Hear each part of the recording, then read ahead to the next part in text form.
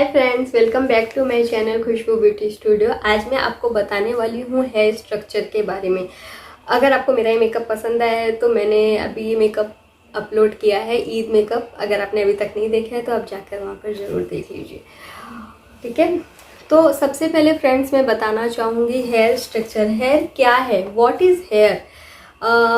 बहुत लोग को बहुत टेंशन रहती है, मेरे हेयर फॉल हो रहे हैं, मेरे ग्रे हेयर हो रहे हैं, और हेयर ऑयलिंग करना चाहिए या नहीं करना चाहिए, कंडीशनर मतलब बहुत अपने हेयर को लेके बहुत सारे डाउट ऐसे होते हैं। लेकिन हेयर एग्जैक्टली है क्या, हेयर की ग्रोथ होती कैसे है, वो हमें से किसी को पता है। अगर नहीं पता है तो आज मैं आपको बताने वाली हूँ हेयर स्ट्रक्चर के बारे में। हेयर सबसे पहले हमारा हेयर क्या काम करता है। हेयर काम करता है हमारी बॉडी को मैसेज देने के लिए। वो व्हाट्सअप मैसेज होता है ना, हमने भेजा, तो वैसी हमारी पूरी बॉडी में पोर्स होते हैं। आपने देखा होगा कि पूरी बॉडी में छोटे छोटे हेयर पोर्स होते हैं, और वो फेस होने दो, नेक होने दो, हैंड लेग हर जगह, ठीक है। तो वो क्या करता है, एक सेंसेशन का काम करता है। उसमें एक सेंसरी पावर होता है। जैसे अगर हमको कुछ भी हीट ऐसा लगता है तो सबसे पहले हमारे हेयर को फील होता है कि मतलब वो हीट लग रहा है। जो हमारे ये पोर्स होते हैं ना, वहाँ पे फील होता है, और वो हमारे ब्रेन को मैसेज देता है कि हमको यहाँ पर गर्म लगा, झटका लगा। आपको ठंडा लगता है या जो भी है, आप देखते होंगे कि जिसके रोए ऐसे होते हैं ना, ऐसे इसको रोए बोलते हैं, तो वो ऐसे खड़े हो जाते हैं अचानक से। लेकिन हम वो नहीं करते, वो नेचुरली हो जाता है। आप अचानक से, आपको ठंडी लग रही है तो आप देखेंगे पूरे रोए ऐसे खड़े हो जाते हैं, पूरे हाथ पैर के हेयर जो भी है। तो वो सबसे पहले हमारे हेयर में जो हेयर के ग्रोथ होते हैं ना, छोटे छोटे पोर्स होते हैं ना, उसको ही वो सेंसेशन फील होता है, इसलिए वो ऐसे अचानक से खड़े हो जाते हैं। तो इतना तो आपको समझ में आ गया कि जो बच्चे होने दो, बूढ़े होने दो, यंग एज होने दो, कोई भी होने दो, कोई भी एज होने दो, सबको हेयर पोर्स सबको ही रहता है। तो 22 वीक प्रेगनेंसी में जब बच्चे पेट में होते हैं ना, तो उनके सारे हेयर फॉलिकल बन जाते हैं।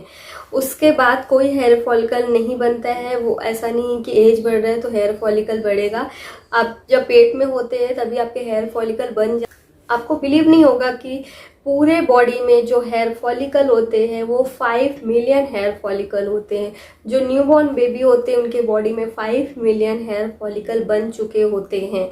अगर आपको ऐसा नहीं है कि एक बार बचपन में 5 मिलियन हेयर फॉलिकल बन गए हैं और धीरे धीरे जैसे उनकी एज बढ़ रही है तो उसके बाद वो और ज़्यादा हेयर फॉलिकल, ऐसा कुछ नहीं। आपने देखा होगा कि जैसे लोग बड़े होते हैं, बच्चों के हेयर कितने थिक होते हैं, कितने प्यारे होते हैं, लेकिन जैसे जैसे एक एज होती है, बढ़ते जाते हैं, हमारे हेयर पतले क्यों होते हैं। तो यही रीज़न है कि जो हेयर फॉलिकल है, जो बच्चे का हेयर फॉलिकल होता है, बड़ों का हेयर फॉलिकल सेम होते हैं। बस फर्क इतना होता है कि जब न्यूबॉर्न बेबी होता है उसके सर एकदम छोटा रहता है।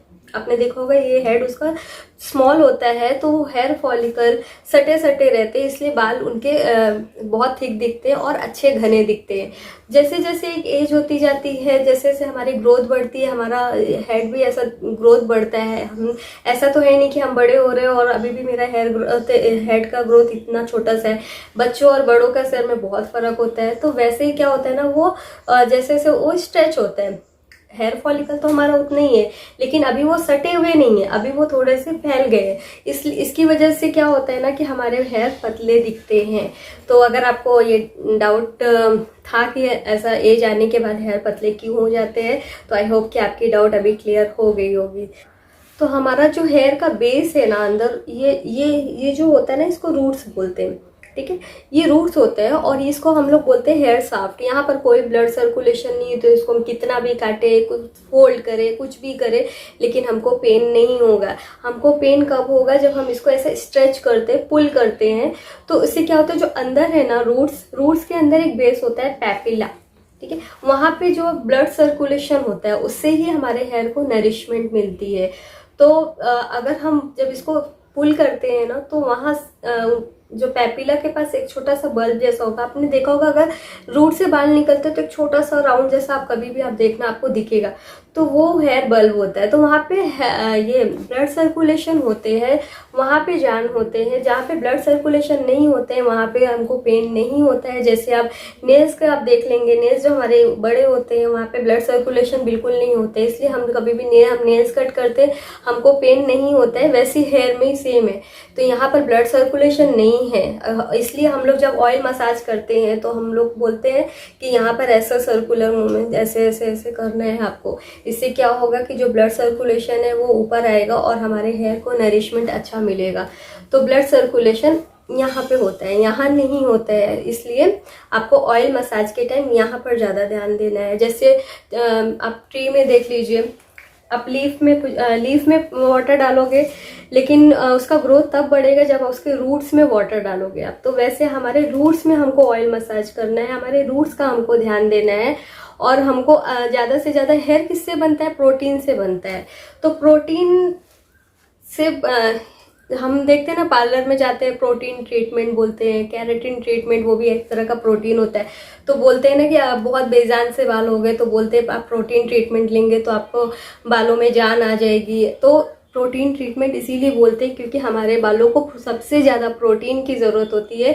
इसके लिए आप डाइट में भी कोशिश कीजिए। अगर आपके बाल बहुत ही रूखे बेजान है तो आप डाइट में कोशिश कीजिए, प्रोटीन की चीज़ें ज़्यादा लेने की कोशिश कीजिए। आप सर्च कर सकते हो, गूगल सर्च की प्रोटीन की चीज़ों में क्या क्या आता है, तो आप प्रोटीन ज़्यादा लेंगे तो उससे आपके हेयर में बहुत फ़र्क पड़ेगा, ना कि आप ऊपर से हेयर मास्क लगाने से। आपको अंदर से फिट होना है ऊपर से अच्छा दिखने के लिए। जैसा मैं हमेशा बोलती हूँ, डाइट पे ध्यान दीजिए, एक अच्छी डाइट के साथ रहिए।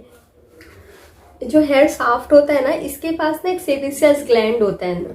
सेबेसियस ग्लैंड क्या काम करता है? हम जो ऑयल प्रोड्यूस करने का काम करता है। तो आप देखते होंगे कि बहुत सारे लोग हेयर वॉश अगर 2 से 3 दिन नहीं करते तो उनके स्कैल्प ऑयली हो जाते हैं। तो वो sebaceous gland continue oil produce करता रहता है, किसी को ज़्यादा होता है, बहुत लोगों को। तो वो हमारे बाल को ना नेचुरली मॉइस्चर करने का काम करता है। जो ऑयल प्रोड्यूस होता है ना, वो हमारे स्किन में भी सेबेसियस ग्लैंड के थ्रू ऑयल प्रोड्यूस होता है। हमारी स्किन, हेयर, ये कुदरती हमको मॉइस्चराइजर मिलता है। अगर हम इसको ध्यान देना अगर डाइट के थ्रू, तो हमको कुछ और करने की ज़रूरत ही नहीं है, ऊपर से क्रीम लगाने की, ऐसा कुछ करने की ज़रूरत नहीं है। जैसा कि बताया मैंने कि इसको जैसे कि मैंने बताया कि इसको हेयर सॉफ्ट बोलते हैं। तो हेयर सॉफ्ट, ये जो हमारे हेयर होते हैं ना, ये प्रोटीन एंड क्यूटिकल से बने होते हैं। हेयर के क्यूटिकल जितने सटे हुए होते हैं उतने बाल हमारे बहुत ही स्मूथ, अच्छे, शाइनी होते हैं।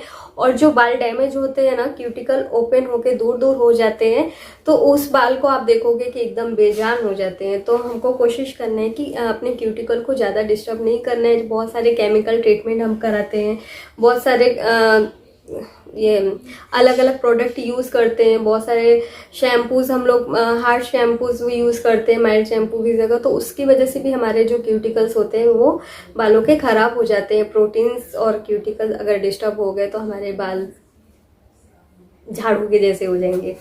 अच्छा, जो हमारे ये हेयर है ना, ये इसके भी 3 लेयर होते हैं। जैसे ये ऊपर वाला जो पार्ट है वो क्यूटिकल होता है, जो इसके अंदर रहता है कॉर्टेक्स रहता है, कॉर्टेक्स के नीचे मेड्यूला रहता है। तो क्या काम करता है? क्यूटिकल तो हमारे बालों को शाइन देता है, नरिश करता है, सॉफ्ट रखता है, स्मूथ रखता है। और जो मेड्यूला है और कॉर्टेक्स है वो हमारे बालों को पिगमेंट देता है। अगर बाल हमारे अंदर तक डैमेज हो जाते हैं, उसका मेड्यूला और कॉर्टेक्स अगर डैमेज हो जाते हैं तो बोलते हैं ना हम जल्दी ग्रे हेयर का प्रॉब्लम चालू हो जाता है। तो तभी ये प्रॉब्लम चालू होता है जब हमारा मेड्यूला और कॉर्टेक्स डैमेज हो जाता है। तो अच्छा, बहुत लोगों को ये डाउट रहती है कि हमारे हेयर की ग्रोथ कितनी होती है हर दिन। तो मैं हर दिन का तो नहीं बता सकती हूँ, बट हमारे हेयर की ग्रोथ 1 ईयर में 6 इंच बढ़ते हैं। 6 इंच से ज़्यादा मुझे नहीं लगता कि हेयर ग्रोथ होता है।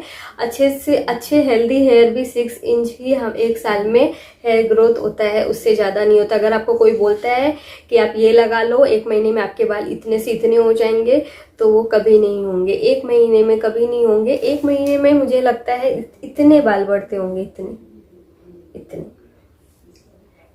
तो आप अगर हेयर कट नहीं कराते हो, देखो 1-2 साल अगर हेयर कट नहीं कराते हो तो वो हमारे हेयर, तब मुझे लगता है कि हाँ हमारे हेयर अच्छे ग्रोथ में आ गए हैं। लेकिन अगर हम हर महीने 2 महीने में हेयर कट करते रहेंगे तो हमारी ग्रोथ पता नहीं चलती है। तो आपको अगर ट्राई करना है तो आप 1 साल हेयर कट मत कराओ और मेजर करके देखो। 1 साल बाद वापस मेजर करोगे तो पक्का 6 इंच से ज़्यादा आपके हेयर नहीं बड़े होंगे। तो आई होप आपको समझ में आ गया होगा हेयर ग्रोथ के बारे में। मैंने शॉर्टकट में बताया, अगर आपको ज़्यादा डिटेल में देखना है तो मैं आपके लिए और वीडियो बना दूंगी अगर देखना है तो, क्योंकि मुझे लगा कि जो मेन इंपॉर्टेंट चीज़ है शॉर्टकट में आपको बता दी जाए। अगर मैं पूरा हेयर स्ट्रक्चर के बारे में बताते बैठूंगी तो पूरा 1 घंटे का वीडियो बन जाएगा और आप नहीं देखोगे। तो फिर ठीक है, मैं एक बार फटाफट रिवीजन कर देती हूँ। ये हमारे बालों का हेयर साफ्ट, इसको बोलते हैं हेयर साफ्ट। इसके अंदर ये ऊपर जो दिखता है ये क्यूटिकल है, प्रोटीन मतलब प्रोटीन से बना है। उसके अंदर मेड्यूला एंड कॉर्टेक्स है जो हमारे बालों को कलर देता है। ओके, और ये हमारे हेयर का रूट्स है। इसके अंदर हम पैपिला होता है, बल्ब होता है जहाँ से ब्लड सर्कुलेशन होता है। तो ब्लड सर्कुलेशन बहुत ज़रूरी है, इसके लिए आपको हेड मसाज करते रहना है सर्कुलर मूवमेंट में, ठीक है। और अगर आप नाइट में जब सोते हो ना तो बेड पे ऐसे सर नीचे करके थोड़ी देर अगर आप ऐसे मसाज करते हो तो उससे भी ब्लड सर्कुलेशन बहुत अच्छा होता है। तो आप सोने के पहले 5 मिनट अगर ये करोगे तो आपको बहुत अच्छा ब्लड सर्कुलेशन मिलेगा और आपके हेयर के लिए भी बहुत अच्छा होगा। तो आपको हेयर अच्छा रखने के लिए कुछ नहीं करना है, अच्छी प्रोटीन डाइट लेना है। प्रोटीन चीज़ें आप ढूंढिए, गूगल सर्च मारिए और बस आप एक बार प्रोटीन लेना चालू कीजिए। और पानी ज़्यादा पीजिए, स्ट्रेस फ्री रहिए, ज़्यादा स्ट्रेस मत लीजिए। स्ट्रेस को अपने आप से दूर रखना है जितना हो सके, और अच्छी नींद लेना है आपको। बस इतना आप करोगे तो आपके हेयर अच्छे होने से कोई नहीं रोक सकता है।